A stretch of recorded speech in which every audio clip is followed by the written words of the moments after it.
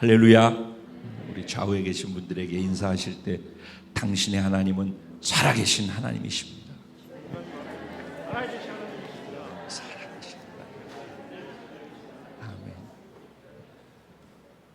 다시 또 다른 편에 있는 분 한번 보시고 그 하나님이 당신을 지극히 사랑하십니다.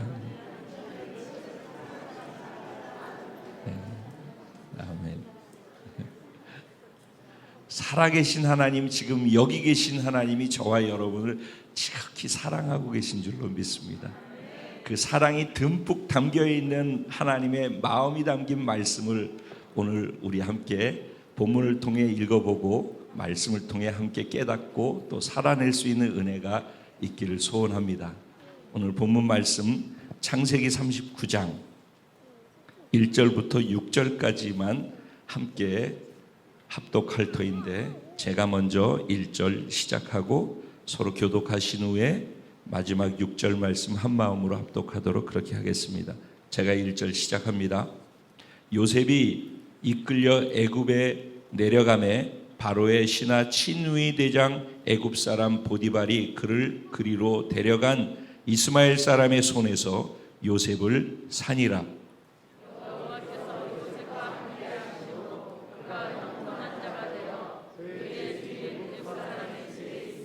그의 주인이 여호와께서 그와 함께 하심을 보며 또 여호와께서 그의 범사에 형통하게 하심을 보았더라.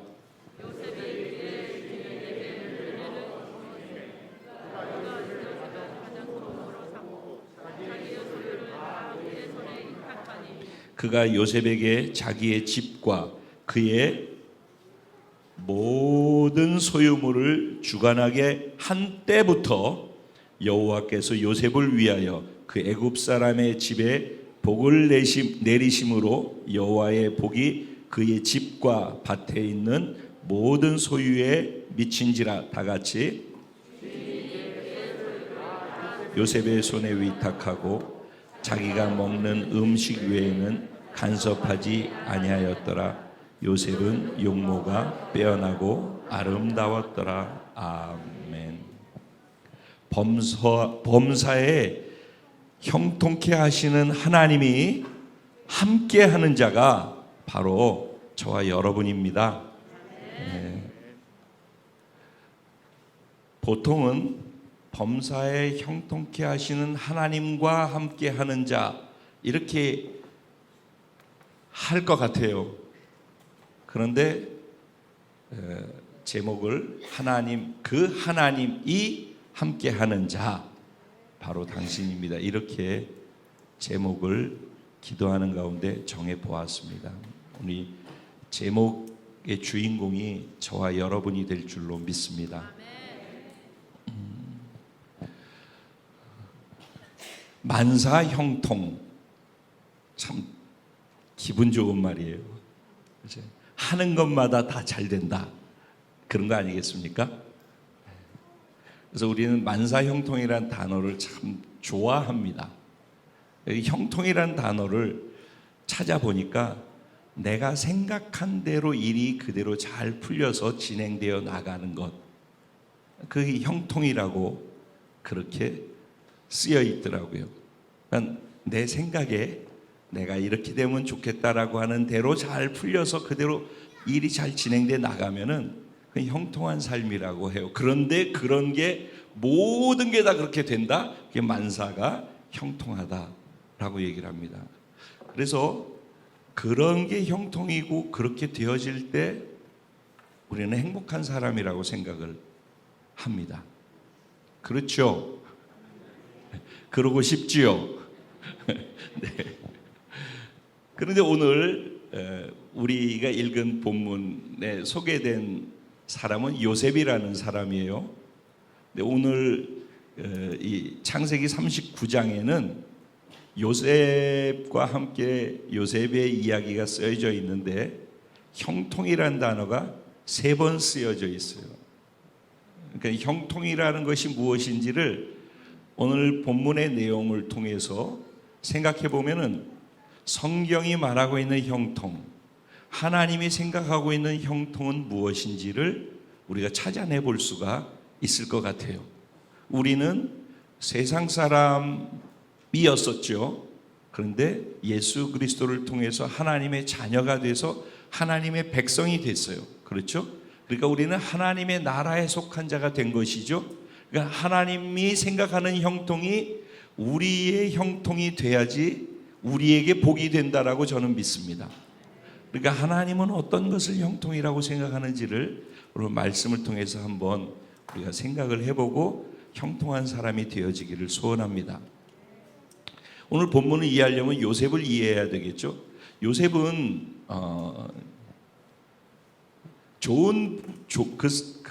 요셉이 좋았다, 참 부럽다라고 하는 부분이 만약에 있다면은 가장 야곱이 사랑하는 부인, 이렇게 얘기하니까 좀 이상하네. 야곱에게는 4명의 부인이 있었어요. 4명의 부인이 있었는데 그 중에서 진짜 야곱이 사랑하고 원했던 부인이 있어요. 그게 누구죠? 라헬. 그 사랑하는 자기 라헬로부터 나았어요. 그러니까 라헬은 임신을 하지 못하고 오랜 기간 동안에 불임으로 있었어요. 그래서 아기를 갖고 싶어서 했는데 주변에 있는 언니나 아니면 척들, 그러니까 하녀들도 다 이렇게 거두었는데 그들이 다 아이를 낳는데 자기만 아이를 낳지 못하기 때문에 마치 한나처럼 그것 때문에 하나님 앞에서 늘 그것이 고통스러웠어요. 그러다가 뒤늦게 아이를 낳았어요. 그러니까는 누뚱이를 낳은 거죠. 그러니까 얼마나 귀하고 그 집안에서는 그 기쁨이 되어졌겠어요. 그런데 그렇기 때문에 사랑을 독차지했고, 그래서 아버지는 그 집안에 있는 여러 형제들이 있었는데 그 중에서도 요셉을 제일 사랑하고 아꼈어요. 그래서 그게 너무 심해가지고 편애를 했어요. 그리고 요셉한테만, 우리로 치면 색동저고리예요. 색동저고리에 채색 옷을 입혀 주었어요. 당신은 겉옷을 입으면 통옷이에요, 통옷. 그런데 색동저고리는 소매도 있고 길이가 저 밑에 무릎 밑에까지 내려오는 것이에요. 그러니까는 완전히 특이한 그런 옷인데, 그런 옷은 후계자한테 주로 입히든가 귀족 왕족들의 후손들에게 입히는 옷이에요. 자, 여기까지만 생각하면, 그러니까 요셉은 그런 삶을, 그런 사랑 가운데에서 살았다라는 거예요. 그런데 이제 여기까지만 하면, 그런데 그 요셉의 또 다른 가정 안에서의 이면을 보게 되어지면, 요셉이 6살에 엄마가 돌아가셨어요. 그리고 나머지 3명이 다른 엄마가, 계모라고 할 수밖에 없겠죠. 3명의 계모를 두었고 10명의 형들을 두었는데 나이 차이가 많이 나는 형들을 두었어요. 그래서 아버지가 요셉만 너무너무 사랑하고 편애를 하는 것 때문에 형들이 스트레스를 너무 많이 받았어요. 그래서 후계자의 자리를 제일 늦게 낳은 이한테 준다라는 것도 너무 마음이 불편했어요. 안 그래도 스트레스가 되는데 자기들이 뒤에 가서 몰래 못된 짓을 하기도 하고 부모 몰래 속이고서 하는 이런 일들이 여러 개 하다 보면 있지 않습니까? 그런데 요셉이 이렇게 있다가 그걸 보면은 곧바로 아빠한테 가가지고서 이르는 거예요. 그래서 그 잃는 걸, 고자질을 듣고 나면 아빠가 그 형을 혼내는 거죠. 그러면 형은 저놈의 시기 때문에 내가 이렇게 혼나는구나 해가지고선 안 그래도 시기하고 질투하는데 미움이 점점 더 쌓여갔어요. 그러니까는 그게 잘못한 거를 얘기하는 거니까는 그게 꼭 잘못됐다고 얘기할 수는 없지만은 잘못한 거 보면 다 무조건 고자질하는 게 썩 건강한 건 또 아니지 않습니까? 성숙된 사람은 똑같은 상황을 다르게 지혜롭게 처리를 하죠. 그러니까는 요셉은 많은 사랑을 받으면서 자랐지만은 아직 철이 들지 않은 그런 어린아이 같은 사람이었어요. 그러다가 나이가 들어서 17살이 됐을 때 아버지의 심부름으로 형들이 집으로부터 멀리 한 100km 가까이, 한 70km 가까이 떨어져 있는 세겜 쪽에서 이 양들을 치고 있다라는 것을 알고 있었어요. 그런데 아버지가 형들한테 가서 형들 잘 있는지 또 간식도 갖다 주고 가서 안부를 확인하고 그러고 오라고 해서 아버지의 말씀에 순종하고 17살 나이에 70km를 간 거예요. 형들을 따라 쫓아서. 그래서 그곳에 가서 형들이 있을 거라고 생각했는데 그 세겜 땅은 굉장히 무서운 땅이에요. 자기 형들이 세겜 족속을 멸절시켰던 적이 있기 때문에 그 세겜 족속들이 만약에 이 야곱의 집안이라고 생각이 되면은 가만두지 않고 찝쩍거리고 피해를 줄 수 있는 그런 곳이란 말이에요. 근데 거기에 있다고 그러는데 형들은 몰려 있잖아요. 다 컸고. 근데 여기 17살이 혼자서 거길 가는 것은 두려움이 있었을 거라고 생각해요. 그래도 아버지가 이야기하면은 늘 순종을 기쁨으로 했어요. 그래서 세겜을 갔는데 가서 보니까 형들이 없는 거예요. 그래서 어디로 갔지 그러는데 그 옆에 있는 사람한테 물어보니까 여기에 있던 일행들이 있었는데 그들이 하는 얘기를 들어보니까 세겜에 있다가 도단이라는 곳으로 가야 되겠다. 여기 풀이 적어서 풀이 많은 도단으로 가야 되겠다고 해서 도단으로 갔다라는 거예요. 그럼 도단은 여기에서 또 한 30km 떨어져 있는 것이거든요. 그래서 또 30km를 또 갔어요. 그래서 형들이 저쪽에 있는 걸 보고 반가워가지고 형 이러면서 달려갔지 않겠습니까? 근데 저 멀리서 동생이 오는 걸 보고서 형들이 여태까지 칼을 갈고 있다가 저놈을 우리가 여기에서 죽여버리자 라고 합의를 했어요. 이 도단이라고 하는 것은요, 사통팔달하고 이 미디안, 그러니까 이스마엘 장사꾼들이, 상인들이 이스라엘 쪽으로부터 시작해서 애굽으로 왔다 갔다 하면서 거래를 하기 위해 다녔던 길목이기 때문에 여기에서는 뭐 도둑 맞을 수도 있고, 여기에서는 그 산적이나 예를 들면은 이런 도적에 의해 가지고 피해를 받아 죽을 수도 있는 가능성이 충분히 있는 그런 지역이에요. 그러니까는 형들은 도단이 요셉을 죽었다라고 하기에 가장 좋은 장소라고 생각을 했어요. 그래서 요셉이 오는 걸 보고 자기들끼리 얘기합니다.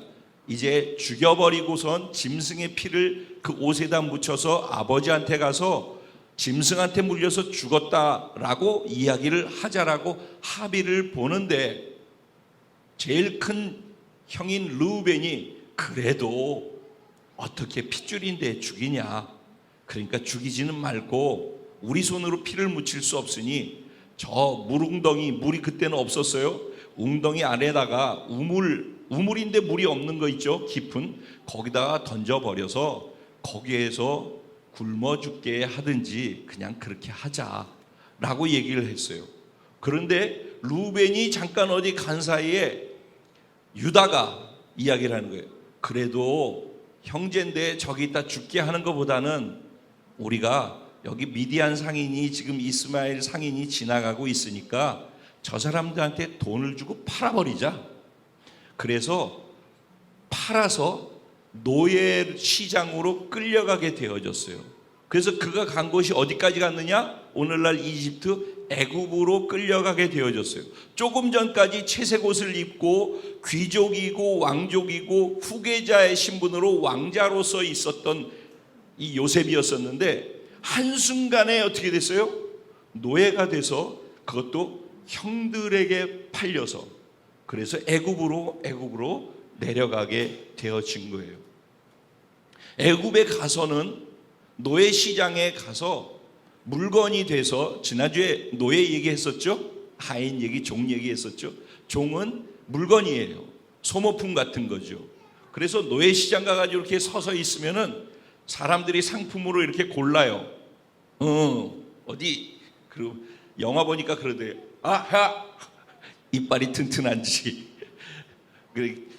이런 걸 다 확인하고 뭐 사는 거예요. 얼마에. 근데 누가 그걸 샀다라고 오늘 본문은 얘기하고 있어요? 보디발이라고 하는 사람이 요셉을 샀어요.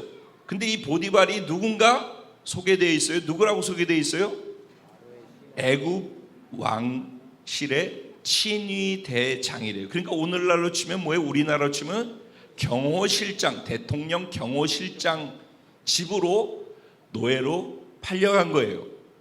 그래서 그 집에서 지금 우리가 이렇게 6절 이렇게 읽으니까 그런데 사실은 요 짧은 기간 동안이 10년이란 세월이 간 거예요. 여러분, 그 시간에 대한 개념이 이해돼야지 이 내용이 이해가 더 잘 돼요. 그러니까 이렇게 짧게 소개됐죠? 근데 이게 10년이에요. 그 10년 동안에 일어난 일을 6절에다가 얘기를 해놓은 거예요. 그러면 요셉은 그 집에 가서 이제 노예가 돼서 처음에는 말도 애국으로 갔으니까 말도 안 통하죠. 그래서 종이 돼가지고선 하라는 거 하고 거기 경호실장 집에 얼마나 돈이 많겠어요. 그러니까는 뭐 종들이 무지하게 많았겠죠. 남종 여종 해가지고 엄청 많이 있었을 거예요. 그런데 말 안 들으면 채찍질하고 가서 화장실 청소하고 밭에 가서 농사하고 등등등등 뭐 그다음에 또 성이 무너지면 그 성을 갖다 보수하기도 하고 막 여러 가지 많은 일들을 했을 거예요. 그런 가운데에서 가만히 이렇게 보디발이 보니까 그 이렇게 수많은 종이 있는데 수많은 종 가운데에서 쟤는 좀 특이하게 보이는 부분이 있는 거예요. 그래서 그 많은 종 가운데에서 요셉을 선택해서 자기의 몸종으로 삼았어요. 그래서 주인의 은혜를 입어서 섬김에 할 때 그 섬긴다라는 말의 의미는 몸종이라는 단어를 원어로 사용을 했어요. 그러니까는 뭐가 됐어요? 많은 종들 중에서 뭐가 됐다고요? 경호실장을 몸종이 돼서 경호실장 개인만을 수발드는 그런 자리로 옮겨가게 되어진 거예요. 그러다가 얼마 되지 않아서 이 경호실장이 보니까 이 요셉이 정말 일반적이지 않은 것을 봤어요. 그의 눈에 다양한 다른 종들과는 다른 어떤 많은 모습들을 보게 되어졌겠죠. 그래서 신뢰함이 생겼어요. 그래서 자기의 집에 일어나는 모든 대소사를 관장하는 가정 총무를 시켰어요. 그리고 그에게 그 경호실장 집에 있는 모든 소유를 다 통으로 맡겼어요. 그러니까 완전히 위임을 한 거예요. 그렇게 하는데 결정적인 역할을 했던 것이 무엇인가 오늘 본문에는 이렇게 표현하고 있어요. 보디발의 눈에 요셉과 함께 하시는 하나님이 보였다라는 거예요. 그런데 하나님이 함께 하시는 요셉의 모습을 통해서 형통함이 보이는데 그 형통함이 자기에게 복으로 체험되어졌다라는 거예요. 그러니까 좀 더 보면은 얘를 밭에 가서 일하게 하면은 이상하게 얘가 일한 그곳에서는 다른 데보다 수확이 더 많이 나는 거예요. 어떤 문제가 생겼는데 그 문제 있는 데 가서 얘를 보내면은 얘가 그 모든 문제를 척척척척척척척 해결하고 풀어내는 거예요. 그러니까 일도 잘하고 사람이 진실되고 정직하고 충성되고 삶에 성실하고 맡기면 모든 일들을 다 마치 자기가 주인인 것처럼 그렇게 하더라는 거죠. 그래서 요셉을 신뢰하고 전권을 위임하게 되어졌어요. 근데 오늘 또 놀라운 것은 그가 전권을 위임하기로 결정해서 그에게 위임되어지는 그 순간 하나님께서 요셉을 위해서 보디발의 집을 복을 주시기 시작하셨대요.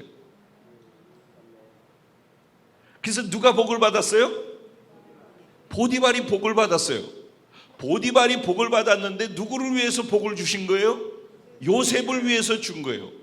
그런데 이렇게 설명하기 이전에 보디발이 요셉한테 조금 맡겼을 때는 조금 보디발이 복이 임했어요. 근데 보디발이 요셉한테 전부를 맡기니까 보디발의 삶에 전부에 하나님이 주시는 복이 임했어요. 참 놀라운 일이 일어난 거예요. 그 내용이에요. 지금 그렇죠?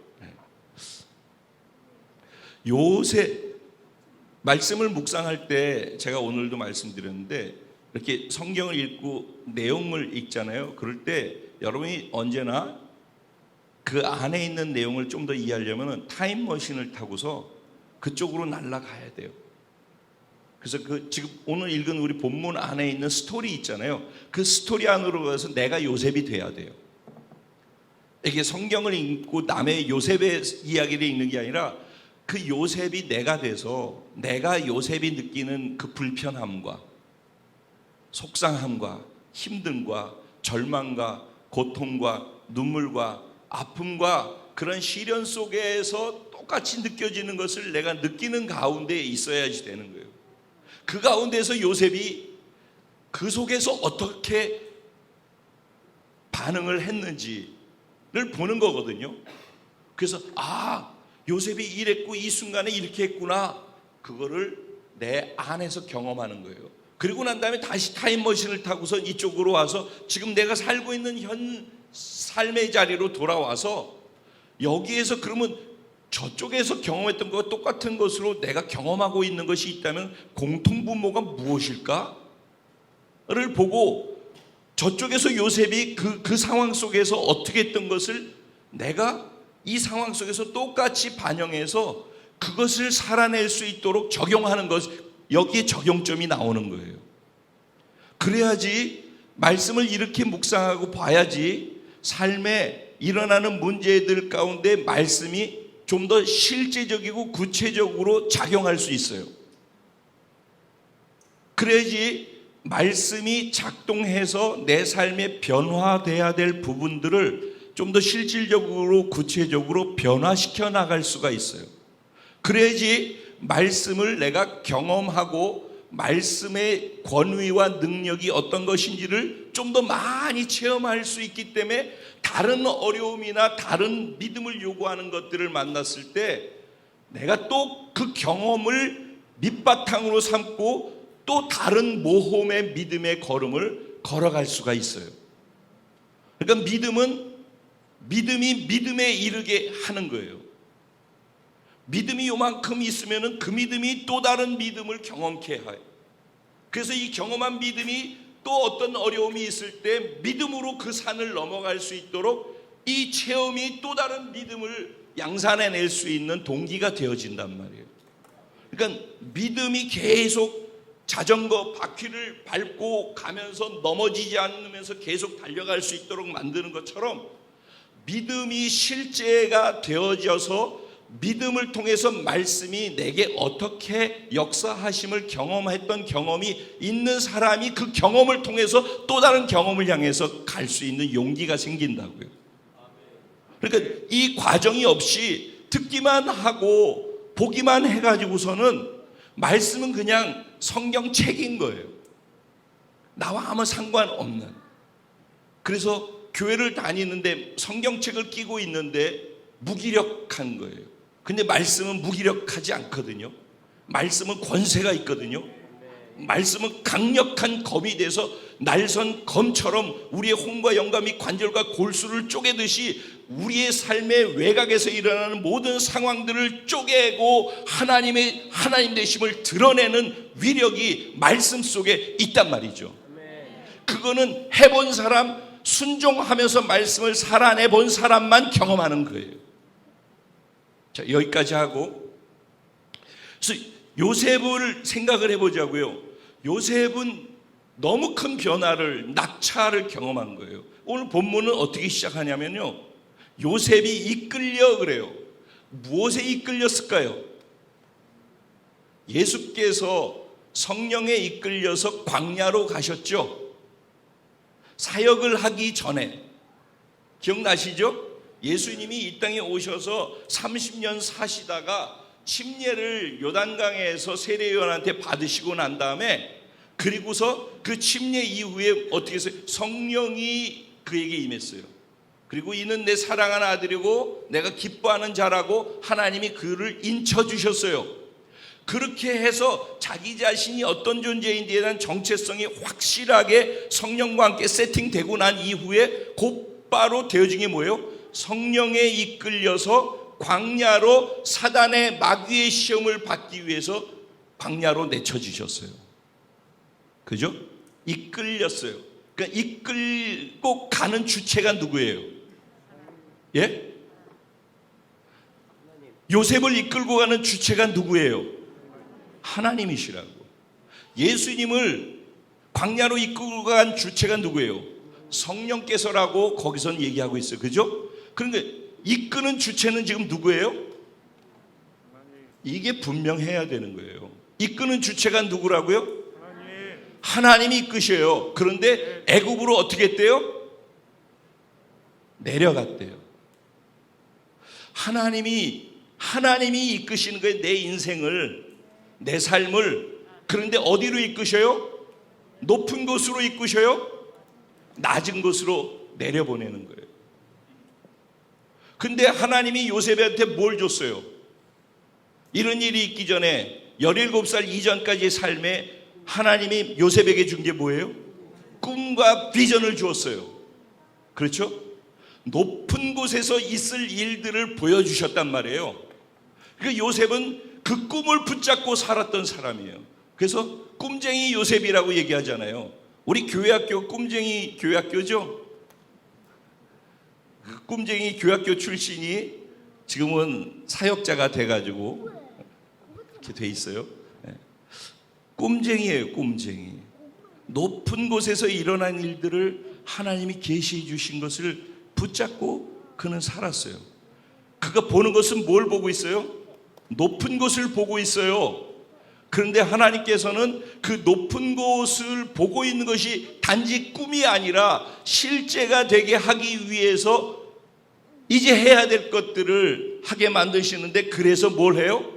낮은 곳으로 이끌어 가시는 거예요. 집에 있을 때가 좋았죠.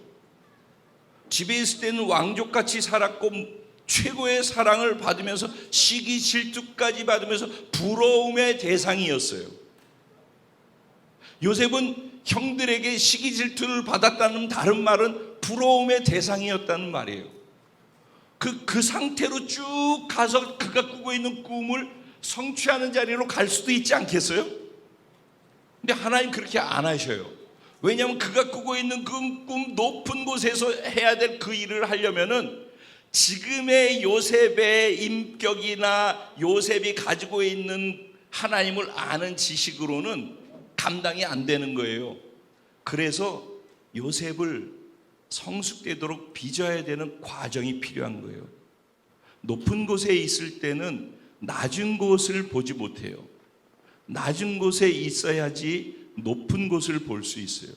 그리고 낮은 곳에 있는 것이 어떤 것인지를 경험하고 그곳에서 어떻게 해야지 내가 바르게 할 수 있는 것인지를 경험한 사람이 높은 곳에 가서도 그렇게 처신해서 그 자리를 지켜나갈 수가 있어요.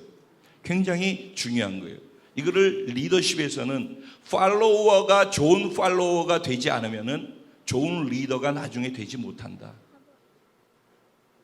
리더가 있을 때 리더에게 순종하면서 따라가는 법을 배울 줄 아는 사람이, 순종할 줄 아는 사람이 그 순종이 쌓여서 나중에 리더가 됐을 때 좋은 리더가 될 수 있다는 거예요. 그런데 자기가 순종하지 않고 계속해서 이렇게 있다가 나중에 리더의 자리에 가면은 리더의 자리에는 있는데 리더십은 발휘하지 못해요. 리더와 리더십은 다른 거예요. 근데 좋은 리더는 리더십을 가진 리더가 좋은 리더예요. 즉 리더십이라는 것은 리더의 영향력이라는 말이에요. 그러니까 좋은 영향력을 리더가 리더답게 흘려주면서 살아가는 데 있어서는 그가 그 과정 속에서 팔로워로서 먼저 순종하면서 리더를 순종으로 따라가는 법을 배우는 것이 잘 서 있는 사람이 나중에 좋은 리더가 된다고. 마찬가지로 낮은 곳에서부터 종으로서 하나하나 밑에서 어떻게 해야 되는지를 배우면서 가서 낮은 곳에 처할 줄 아는 사람이. 그래서 낮은 곳에서 있으면 겸손은 자동이잖아요. 순종은 자동으로 배우는 거 아니겠어요? 노예들이 그 겸손함을 배우는 것에서부터 시작해서 올라가는 거란 말이에요. 그런데 어쨌든 그렇게 하나님께서 그를 이끌어서 낮은 곳으로 내려가게 하셨어요. 그게 높은 신분에 있다가 노예 신분, 그게 옷이 몇 번 바뀌는지 아서 인생 속에서 크게는 채색 옷에서 노예 옷으로 바뀌어요. 그러다가 다음에 7절 이후로 가다 보면 나중에 뭘로 바뀌어요? 죄수복으로 바뀌어요. 그러다가 맨 마지막에 뭘로 바뀌어요? 궁중에서 높은 사람들이 국무총리가 입는 그런 총리복으로 바뀌게 되어져요. 옷은 그 사람의 신분 같은 걸 상징하는 거죠. 그의 인생이 굴곡을 옷만 보면 알 수 있죠. 한번 여러분 생각해 보세요.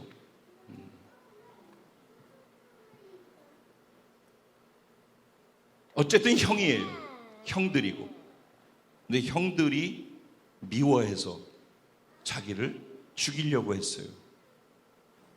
그는 천진난만하게 형 이러면서 형들에게 달려갔는데 100km를 찾아가서 형들은 저기서 오는 모습 보고 저걸 어떤 식으로 죽일까를 논의하고 있었으니 그 상황이 느껴지시죠? 그리고 실제 그 상황을 맞닥뜨려서 구덩이에 던져졌을 때 구덩이에서 그가 얼마나 부르짖었을까요? 형 왜 그래? 형 살려줘.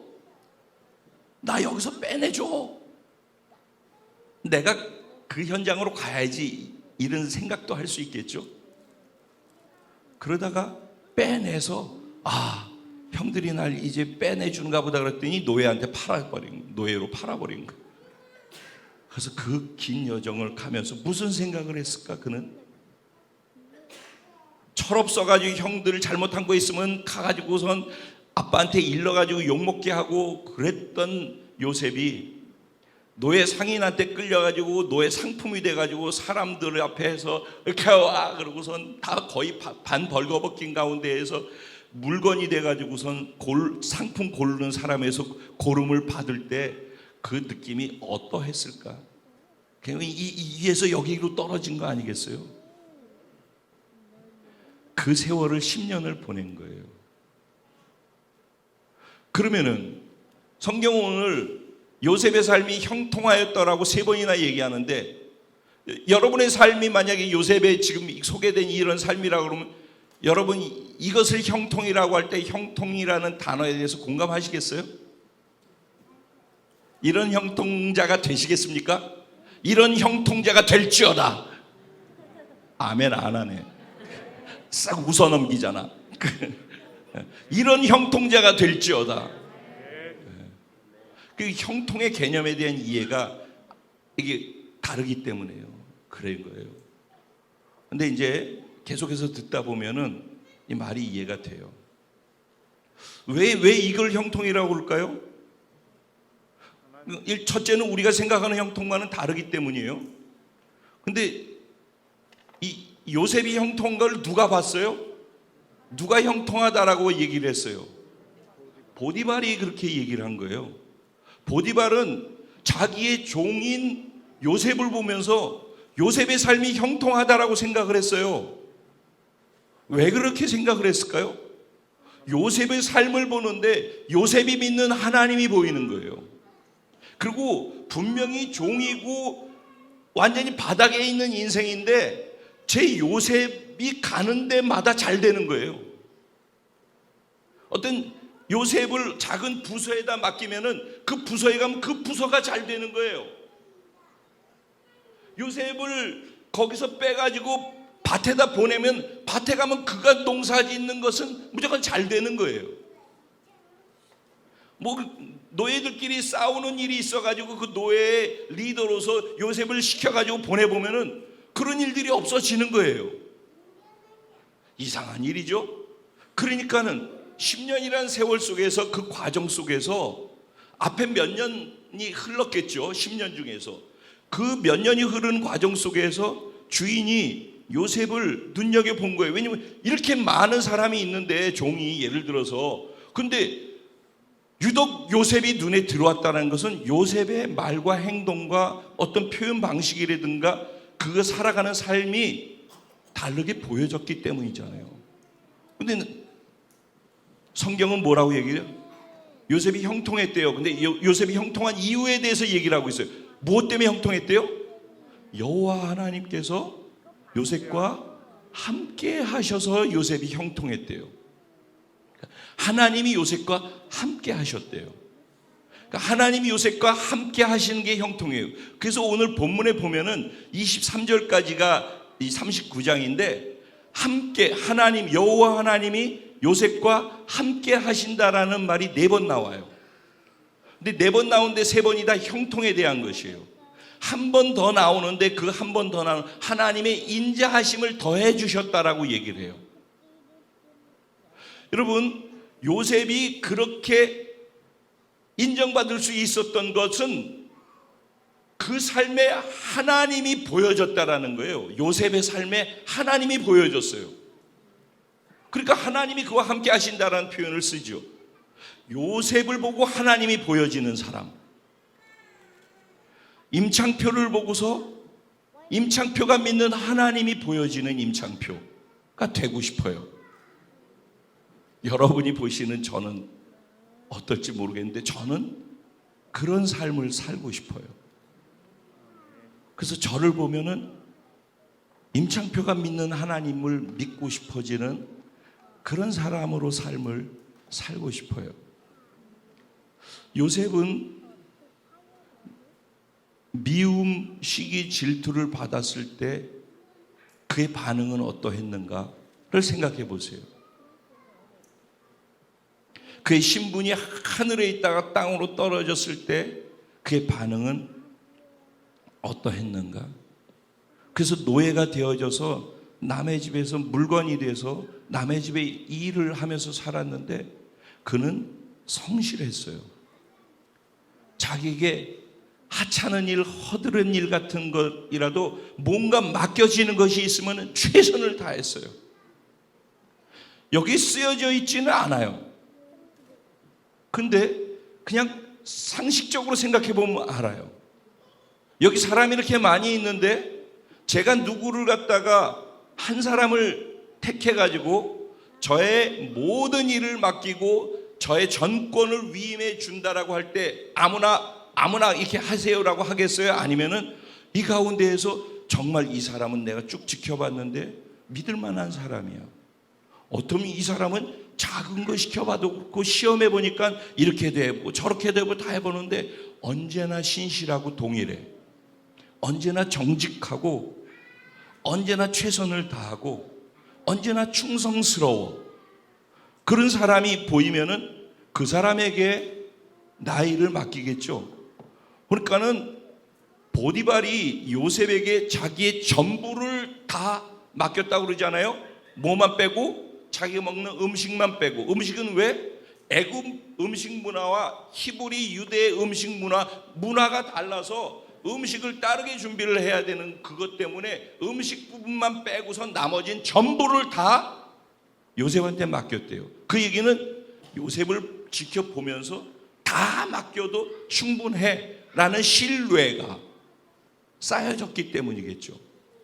요셉은 그러니까는 친위대장이니까는 대통령 바로 밑에라고 얘기할 수도 있잖아요.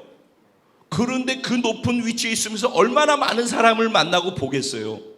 사람을 잘 알지요. 근데 이 사람은 내가 믿을 만해.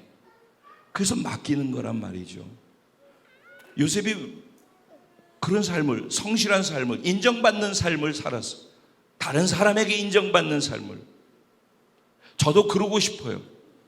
여러분도 그렇게 되시길 바랍니다. 근데 어떤 사람이 그렇게 하고 싶다, 나 그렇게 하고 싶다. 그러니까 그런 사람이 되어지던가요? 어떤 사람이 그렇게 되어지나요? 어떤 사람에게 하나님이 함께 하시나요? 같은 말일 것 같아요. 어떤 사람이 하나님이 함께 하시나요? 어떤 사람이 그런 삶을 살 수 있을까요? 요셉이 이런 삶을 살 수 있었던 것을 어디에서 또 확인하냐면은 7절로 넘어가 보면 확인이 돼요. 요셉은 미움당하고 시기당하고 그럴 때 반응하는 반응이 있었어요. 그런데 보디발의 아내가 요셉이 6절 끝절에 뭐라고 돼 있죠? 그는 용모가 빼어나게 아름다웠대요. 그 원어로는 그가 겉으로도 보기에도 멋있고 체격도 좋은데 이 속사람도 아름다웠다라는 말이에요. 그러니까는 그의 성품이, 인격이 또 아름다웠고 그가 멋있기도 했고 매력도 있고 호감도 있고 성품도 아름답고 나무랄 데가 없어서 모두가 좋아하는 사람이었다라는 거예요. 그런데 보디발의 부인이 그를 좋아했어요. 종이니까. 옛날 영화 보면 종들은 부려도 되니까 물건처럼 취급했어요. 그러니까 이리 와. 그런데 그래서 자기 원하는 것을 취하고 싶은데 취할 수 없는 거예요. 그때 취할 수 없게끔 하면서 거절하면서 보디발의 부인한테 요셉이 한 말이 7절 이하에 나오는 내용이에요. 뭐라고 얘기를 해요? 주인께서 모든 것을 나한테 다 맡겼습니다. 근데 주인께서 내게 맡기지 않은 것이 있으니 바로 당신입니다. 그게 경계선이라고 하는 거죠. 경계선. 살아가는 데 있어서는 경계선이라고 하는 것이 있어요. 경계선을 넘어야 할 때가 있고 넘지 말아야 할 때가 있어요. 선악과라고 하는 것은 경계선인 것이에요. 하나님이 경계선을 그어 놔주면 그 경계선을 넘지 말아야 하는 데가 있어요. 근데 그가 이렇게 고백한 데는 보디발이 무서워서 그랬을까요? 하나님 앞에서 내가 죄를 지을 수 없다라는 것 때문이었어요. 그러니까 그가 이렇게 성실하게 정직하게 바르게 최선을 다해서 그렇게 충성된 삶을 살았던 것의 배후의 뿌리에 보니까 뭐가 있어요? 하나님이 있는 거예요. 그 마음 깊은 곳에 뭐가 있어요? 하나님을 경외함이 있는 거예요. 하나님을 두려워하는, 존경 속에 두려워하는 경외함이 있단 말이에요. 집에 있는 하인들을 다 내보냈더니 부인이 그날 그 자리에 다 내보내서 사람이 아무도 없었대. 그 부인과 요셉밖에 없었어. 의도적으로 부인이 사람들 다 내보냈어요. 아무도 없어. 그냥 아무도 없어. 너와 나만 있어. 너와 나만 알면 돼라고 생각하는 그 자리에 요셉은 누구를 기억해요? 지금 보이지 않지만 여기에 함께하고 계신 하나님을 보는 거란 말이에요. 요셉이 자신의 삶의 성실함이 자기의 인격으로, 타고난 인격으로 성실한 게 아니란 말이에요.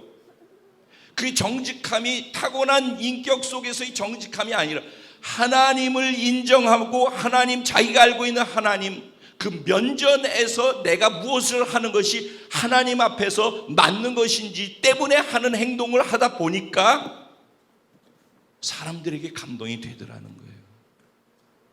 그 요셉의 요셉됨은 그가 집안에서 상처 없이 자랐으니까는 원래 상처 없이 편하게 자라는 사람들이 성격이 좋아. 이렇게 그 차원이 아니라는 거예요. 그가 하나님한테 영향을 받으며 살았기 때문에 그런 거예요. 생각해보세요. 이쯤 되면은 저런 위치에 있다 이렇게 돼가지고 이렇게 어려운 상황을 경험하고 있을 때 자기가 믿는 하나님을 원망하기에 충분하지 않아요? 그런 가운데 유혹이 왔어요. 더군다나 보디발이면은 그 집안의 최고 아니에요? 나라의 최고고, 그런데 그 사람의 부인한테 잘 보이면은 이렇게 생각할 수 있잖아요. 한 번만 질끈 눈 감고 그 사람한테만 잘 보이면 죽을 때까지 나는 편안하게 살 수 있어 라고 생각할 수도 있는 거거든요. 그런데 그 유혹에 자리에서 선을 지킬 줄 아는 거죠. 그게 죄죠, 죄. 죄의 선을 넘어가느냐 넘지 않느냐의 문제라는 거죠. 그래서 그가 그걸 넘지 않았어요. 누구 때문에? 하나님 때문에. 그걸 코람데오 신앙이라고 해요. 그분의 면전 의식이라고 해요. 내 면전에 계신 그분을 인식하면서 살아가는 신앙이. 그렇게 했어요. 그러면 하나님이 옛다 잘했다 하고선 칭찬하면서 떡 하나 줄 것 같으잖아요. 우리는 그러면은 보상 심리 같은 게 작동을 하잖아요. 그래서 이러니까 이렇게 하나님이 해줄 거라고 생각하는데 그 결과는 뭐예요? 억울한 누명을 쓰고 자기가 오히려 가해자가 되어졌어요. 그리고 옥에 갇히는 신세가 되어졌어요. 오늘날로 표현하면은 더 실감이 날 수 있을까? 형들한테 인신매매를 당한 거예요. 그리고 17살 때 인신매매를 당한 거예요, 형들한테. 그러고 난 다음에 팔려가지고 노예시장에 팔려서 갔다가 거기에서 고생 칙삭이 하다가 그러다가 좀 잘 되는가 싶었더니만은 성폭력범으로 잡힌 거예요. 그것도 누명 쓰고. 그래가지고 여기에 이 딱지가 앉았어요. 성범죄자. 그래서 감옥에 수감되어지는 거예요. 하나님이 주신 꿈은 해달 별이 절을 하고 우주가 절을 하고 부모와 형제들이 다 자기한테 절을 하고 그런 높아지는 그런 꿈을 하나님이 보여주셨어요. 찬란한 그 꿈을 가지고선 사랑받으면서 살았었는데 한순간에 전락해가지고 이런 삶을 살고 있는 거예요. 거기에 딱지까지 앉아가지고 인신매매를 당한 이후에 성폭력범으로 누명 써서 몰렸어요. 그쯤 되면은 감옥으로 들어가기 전에 부인이 거짓말해가지고선 그렇게 했을 때 우리 같으면은 이걸 억울해서 견딜 수 없으니까 어떻게 해야 돼요? 증명해야지. 주인한테 가가지고 사실은요 그게 아니라요 하고 얘기해야지. 그래서 그걸 확실하게 주인한테 얘기해줘서 누명을 벗고 자유인이 되어져야지. 근데 그런 내용이 하나도 없어요. 그냥 묵묵히 침묵하면서 자기에게 주어진 다음의 자리인 감옥으로 가는 거예요. 억울한 누명을 쓴 채로 침묵하고 감옥으로 갔어요. 10년 노예 생활하고 감옥에서 2년 동안 사는 거예요. 그래서 이제는 죄수 딱지가 또 앉았어요. 근데 감옥에서도 또 사람들한테 인정을 받는 거예요. 그 감옥에 또 그가 있는 자리는 좋은 일이 일어나는 거예요. 그 사람들한테 호감이 되어지는 거예요. 그래서 간수장에게 하나님이 은혜를 주셔서 간수장이 그를 은혜로 좋게 보고 그 안에 감옥에 있는 모든 일들을 다 책임지는 책임자로 맡겨줘요. 근데 그걸 뭐라고 얘기를 해요? 성경은 하나님이 요셉과 함께함으로 요셉이 형통하였더라 이렇게 얘기를 하네. 그러면 도대체 하나님이 생각하는 형통은 무엇이죠? 우리는 정말 그런 형통을 원하나요? 우리는 보디발의 위치를 원하지 않습니까? 보디발을 가지고 있는 그 보디발의 명예, 지위, 그 다음에 부, 재산, 보디발이 가지고 있는 그것을 우리는 부러워하고 신앙생활에서 우리의 초점은 그것을 취하는 쪽에다 초점을 두고 우리의 신앙의 방향이 가고 있지 않아요? 근데 보디발이 형통했다라고 얘기 나오지 않아요. 점점 노예로 가고 인신매매 당하고 성폭력범으로 몰리고 누명 쓰고 감옥에 갇히고 그러는 요셉이 형통했다라고 해요. 근데 특이한 건 뭐냐면은 이 요셉의 삶을 통해서 요셉의 주변 사람들이 감동을 받는다는 거예요. 그 감동시키는 요셉의 주체가 하나님인 게 보이는 거란 말이에요. 요셉은 감동을 주는 자였어요. 여러분은 여러분의 삶에서 교회 다니고 신앙생활하고 하나님을 믿고 살아가면서 부러운 것을 취하는 자가 되기 원하십니까? 다른 사람에게 부러움의 대상이 되길 원하십니까? 여러분의 신앙생활을 통해서, 아니면은 여러분의 신앙생활을 통해서 다른 사람을 감동을 주는 자가 되기 원하십니까? 성경은 부러움을 취하는 자가 형통한 게 아니라 감동을 취해서 감동을 주는 자가 형통이라고 얘기를 하고 있는 거예요. 근데 감동을 준다라고 할 때는 부러움의 요소가 내게 있다 없다 하고는 상관이 없는 거예요. 근데 그 중심에 뭐가 있어요? 하나님이 계시다라는 거예요. 하나님이.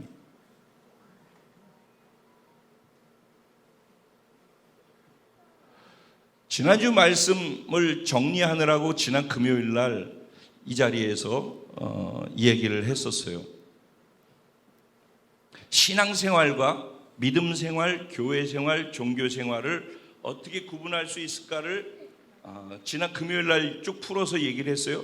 근데 극단적으로 이 두 가지만 특별하게 얘기를 더 주일날에는 강조를 했었어요.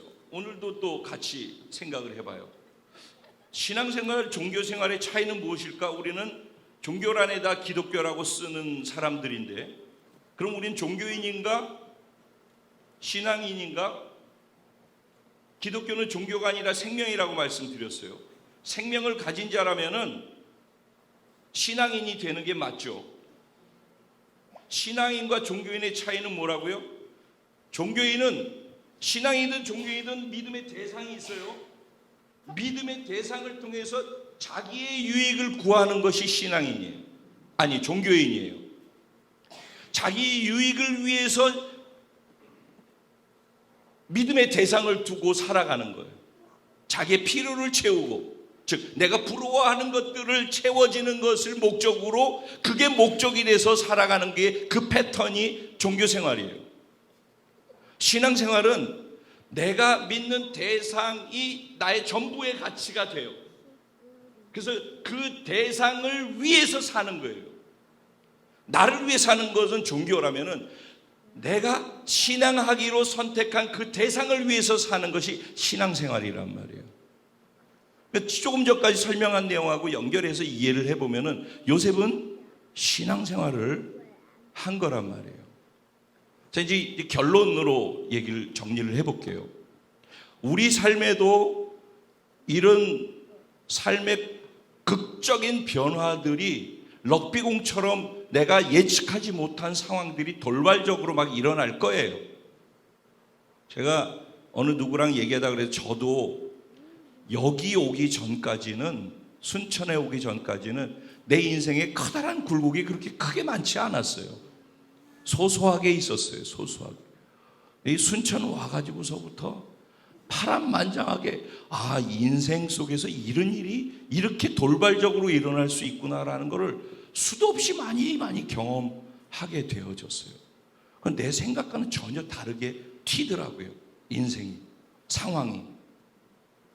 중요한 것은 그런 일을 내가 경험하지 않는다라는 걸 보장하는 것이 예수 믿는 것이 아니라, 그런 일이 있을 때에 내가 그 상황을 어떻게 대처하느냐가, 그게 중요한 거예요.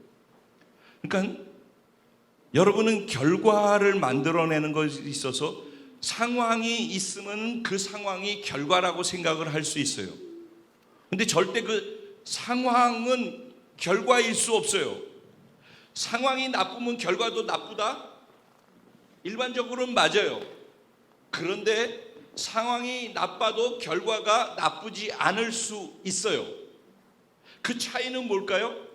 상황이 곧 결과가 되지 않는 중요한 것은 뭐냐면은 그 상황에 반응하는 반응이 다르면은 결과도 달라질 수 있어요.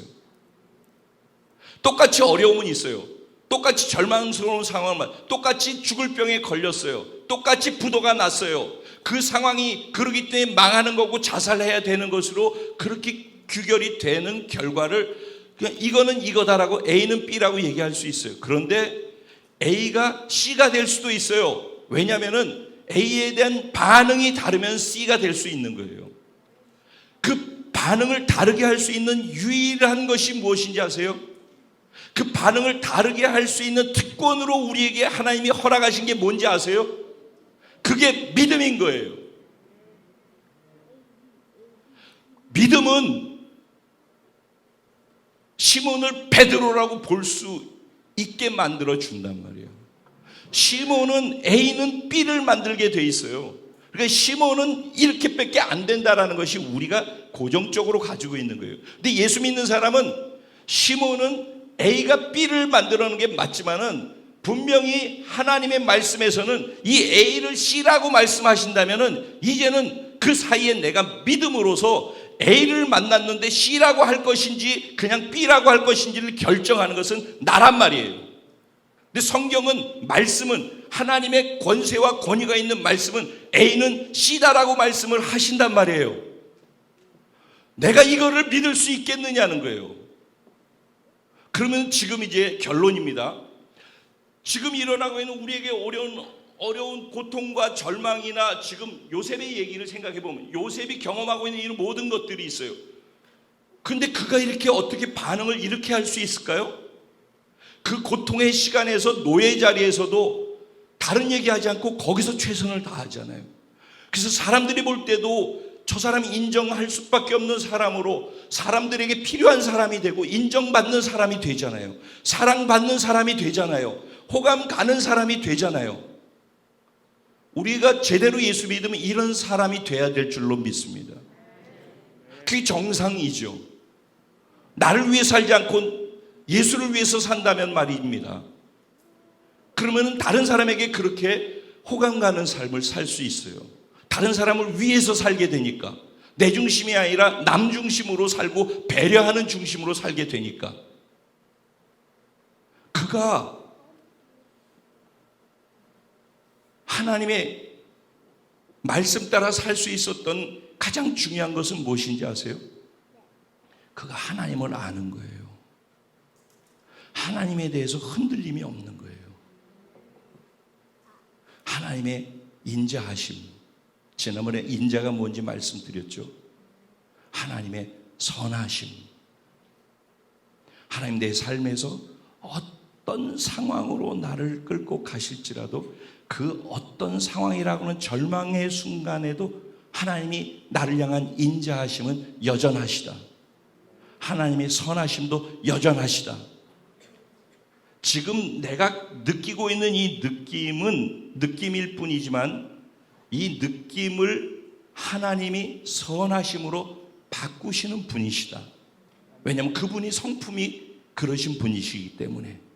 그러니까 하나님을 알아야지 믿음이. 그래서 지난주 말씀에서 제가 중요하게 찝었던 표현이 있었어요. 바른 믿음은 바른 관계에서 온다. 하나님과 바른 관계가 되어 있는 사람이 하나님을 바르게 알기 때문에 어떤 어려움 속에서도 그 하나님을 향한 믿음이 흔들리지 않아요. 그러니까 교회를 다니고 설교를 아무리 들어도 그분과 인격적으로 만남이 없으면은 지식은 나를 넘어지고 흔들리고 주저앉고 죽을 것 같은 나를 일으켜 세울 힘이 없어요. 지식에는. 하나님을 인격으로 알아가는 믿음에만 어떤 죽을 것 같은 상황, 아니 죽어도 살리는 그 말씀이, 그 말씀을 향한 그 인격 속에서의 신뢰가 그 말씀을 계속 붙잡을 수 있게 만들거든요. 이게 신앙생활이란 말이죠. 그래서 그분을 인격으로 알아서 그분의 말씀과 그분의 성품을 붙잡고 내가 여기에 있을 때든지 또 여기에 와서 여기에서 경험하고 있는 파란만장한 게 있을 때든지 또 이쪽에 와가지고 또 새로운 삶의 현장에 와서 있을 때든지 그게 노예가 됐든 감옥이 됐든 나중에 총리가 되어졌을 때 또 똑같이 한결같이 그 하나님을 붙잡고 총리의 직을 감옥에서 책임을 맡았던 것처럼, 저 보디발의 집에서 가정총무를 맡은 것처럼, 그렇게 여기서도 똑같이 그 하나님과의 인격적 교제 속에서 하나님을 신뢰함 속에서 여기서도 그 삶을 살 수 있게 된다는 것이에요. 계속해서 말씀드려요. 성경을 보는 것도 좋고 다 좋은데 그분을 인격으로 알아가라. 예수 믿는다라는 것은 종교 생활이 아니라 그리스도인은, 기독교는 생명이다라고 얘기하는 이유는 생명은 생명체예요. 조화는 죽은 것이고 생명은 생명이라서 자라가고 변화가 있어요. 물을 주고 좋은 조건이 되면 잘 사는 것이고 자라고, 그것이 없고 양분이 주어지지 않고 햇빛이 비추어지지 않고 공기가 소통되지 않으면 말라 비틀어서 죽어가는 거예요. 근데 좋은 조건으로 이렇게 계속해서 조건을 주게 되면 어떻게 돼요? 잘 자라가게 되어 있는 거예요. 그 자란다라는 말은 뭐예요? 변화되어져 간다라는 거예요. 그러니까 생명은요, 금요일 날 말씀드렸죠. 생명의 수여자가 있어요.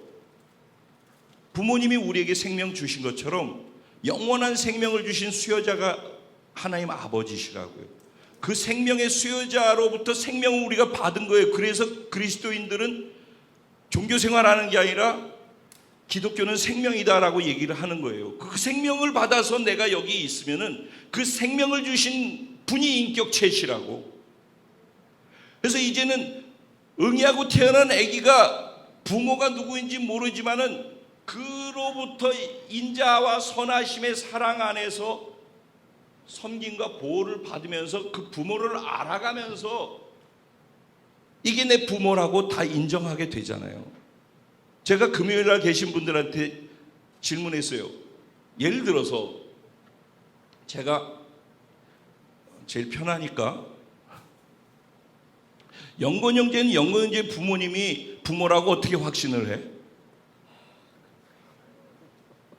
여러분은 여러분의 부모가 부모라고 어떻게 확신해요? 이런 거 생각해 봤어요? 어떻게 확신할 거예요? 부모가 생명을 줬잖아요. 생명이 나로부터 생겨났으니까 나로부터 생명을 부여받은 그가 사랑스러우니까 그가 자랄 때 내가 생명 준 그를 사랑으로 보호하고 지키고 필요를 채워줄, 그렇게 하잖아요.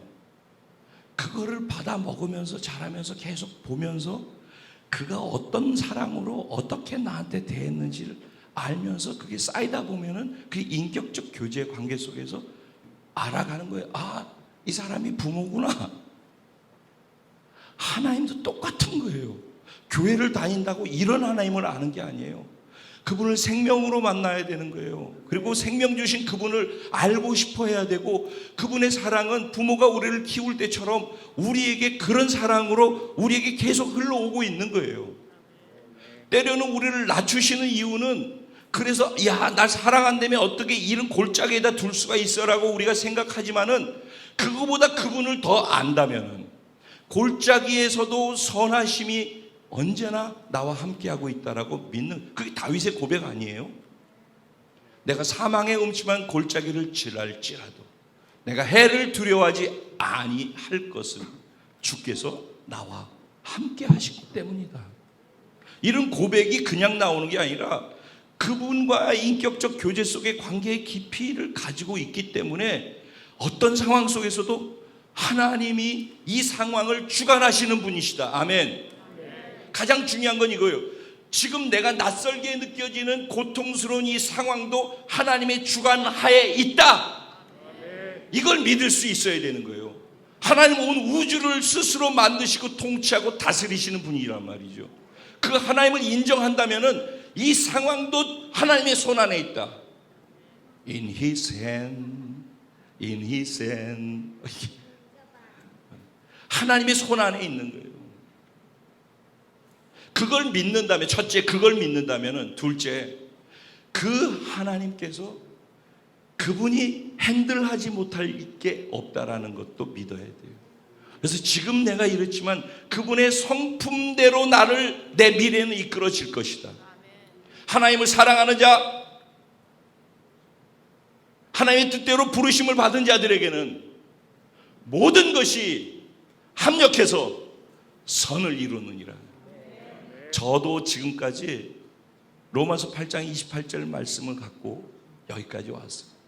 제가 이런 경험 저런 경험, 이런 고통 저런 고통 다 겪으면서도 그 가운데서 한 가지 붙들고 놓지 않는 것은, 그 낯선 상황 속에 아무도 없고 홀로 있다라고 느끼고 아무도 나를 알아주지 않고 그냥 외롭게 있는 그 시간 속에서도 딱 한 가지 놓지 않는 것은 뭐냐면은, 하나님이 나와 함께 하신다.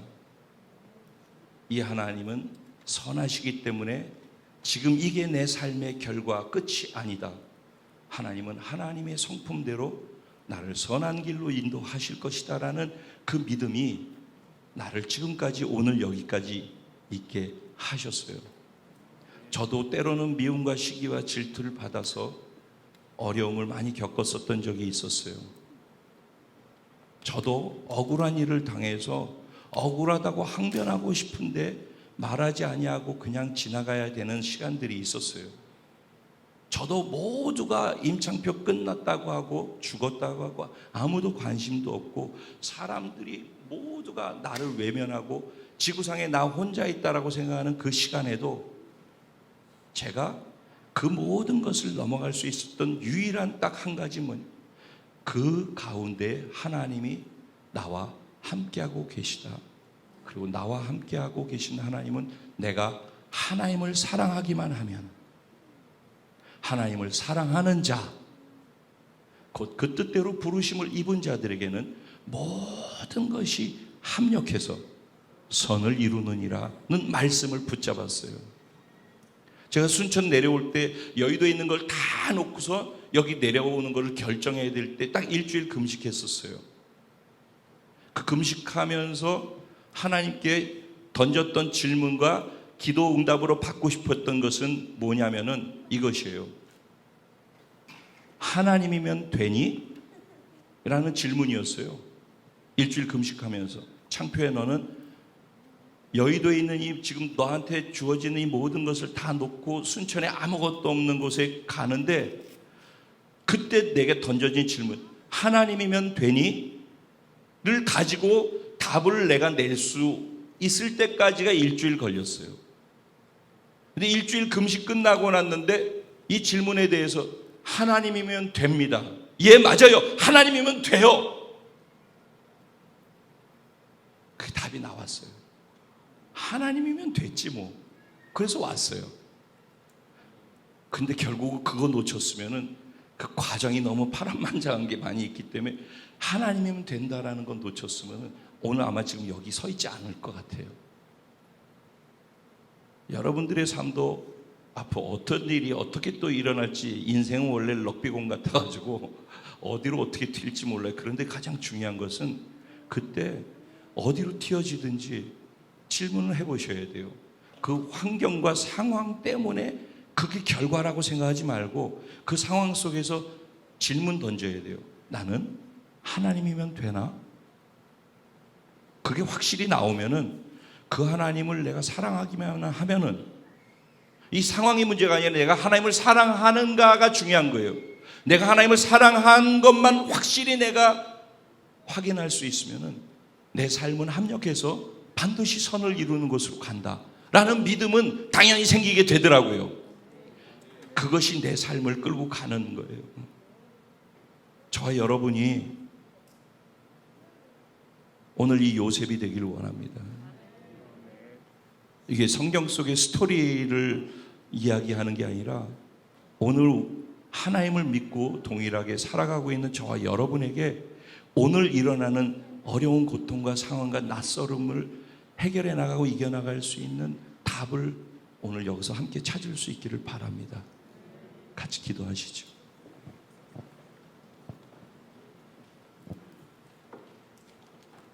오늘 말씀 생각하시면서 하나님, 추상적인 하나님이 아니라 아주 실질적인 하나님이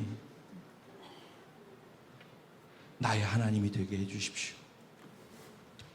내 삶에 여러 가지 많은 일들이 있는데 그 일에 영향을 받고 반응하는 것이 아니라 그 상황 속에서도 하나님께 영향받고 반응하고 하나님의 말씀의 권위가 나의 삶에 실질적으로 영향력을 발휘할 수 있는 그런 삶을 살아가게 해주셔서 그것이 내 삶의 형통함으로 다른 사람들이 하나님이 나와 함께 하시는 표적으로 보이게 해주시고, 나와 함께 한다는 그 한 가지 이유 때문에, 나를 축복하고 나를 좋아한다는 그 한 가지 이유 때문에 그 사람이 복을 받는 사람이 되게 해주십시오. 복이 내게 머무르는 것이 아니라 나와 함께하는 사람들에게 복이 흘러가는 사람으로 살아가게 해주십시오. 내가 나와 하나님이 함께하고 내가 하나님 앞에 반응하는 그 반응이 다른 사람들에게는 정직함과 겸손함과 성실함과 충성됨으로 보여져서 나를 사랑하고 좋아하고 내 곁에 있고 싶어 하게 해주십시오. 하나님, 내가 하나님 때문에 달라져 가게 해주십시오. 하나님의 말씀이 살아 역사하시는 말씀으로 많은 사람들이 나를 보고서 하나님을 볼 수 있는 그런 생명의 말씀이 되게 해주십시오. 우리 주님 이름을 한번 부르고 같이 기도하며 나갑니다. 기도드리겠습니다. 주여!